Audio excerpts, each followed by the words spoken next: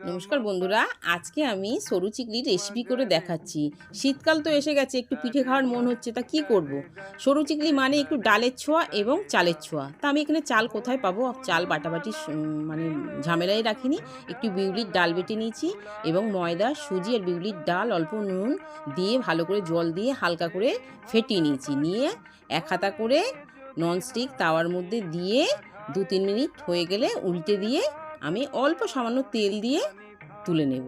দেখুন কি সুন্দর হচ্ছে, খসখসে হয়ে উঠে যাচ্ছে। আর একটু খেজুরে গুড় নিয়েছি। পিঠেটা কেমন হয়েছে বলবেন কিন্তু, কিন্তু আমার তো খুব ভালো লাগছে।